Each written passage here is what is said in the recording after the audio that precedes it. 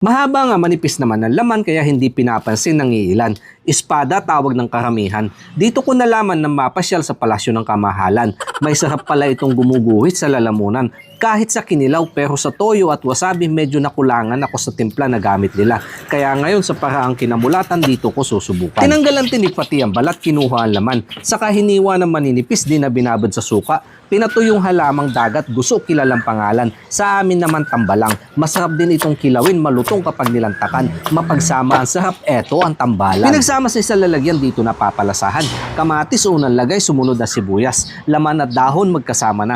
Basta kinilaw di mawawala ang luya. Silim pula pampagana. Sukang pinakuhat tamang panimpla. Pinaalatan ng toyo, kalamansi, pinigaan, bango madagdagan. Betchin at paminta binudbud na panghuling timpla. Malinis naman aking kamay, mas mapalabas ang katas dito na kinamas. First time ko na din ho matitikman etong gantong isda sa kilawin.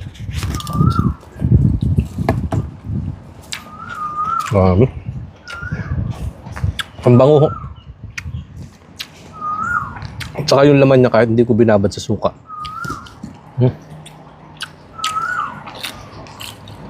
May kaunti siyang kunat. Hindi ho katulad ng mga malasog eh. At saka tanigi, pag kinilaw mo yun, malambot. Kaya ito may hunhong kaunting kunat yung kanyang laman.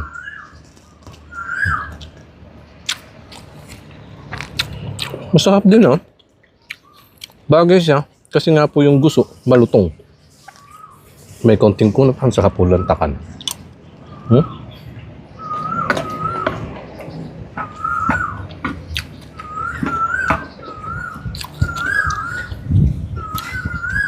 Pang 2-in-1. Masarap na ulam.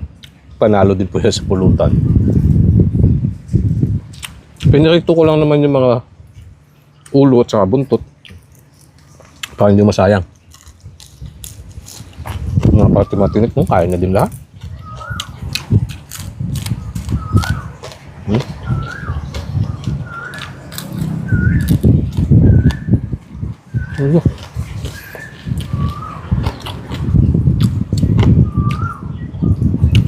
Manipis po siya, pero napakalasa.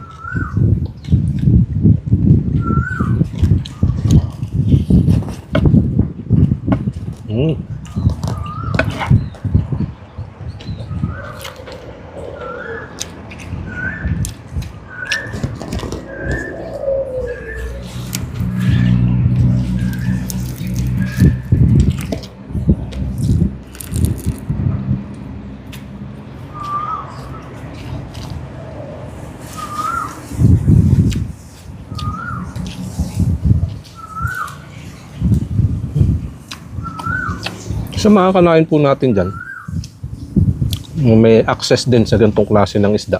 Try nyo din po kilawin. Pang malinis naman yung kamay ko ah.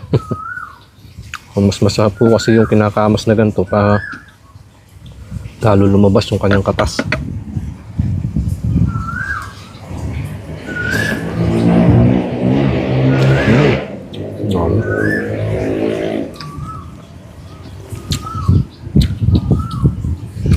Sakto-sakto yung kombinasyon ng mga lasa.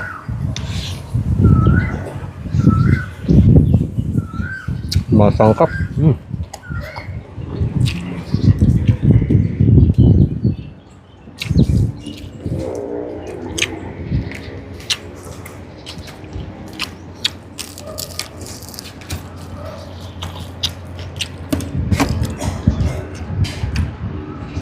Hindi siya nakakauman kasi merong anghang, asim, alat saka yung luya. Saka yung texture niya nga po na malutong at saka maligat ay makunat, may rubberize yung laman.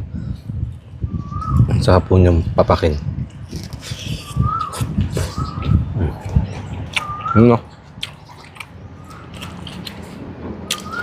Nabibinat pero malambot naman ho siya.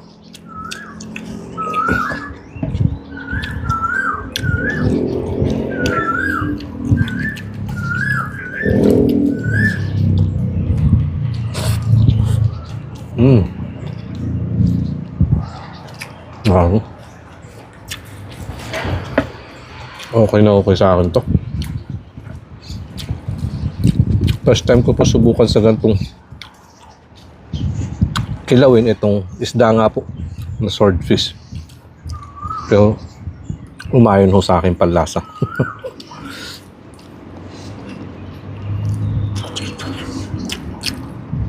Magtitira naman po ako at magpapalipas na ako ng busog. Saan tapag sundo ko sa akin mag-iina mamaya, papakisan ko yun ng isang bote. Kain po tayo mga kanayo.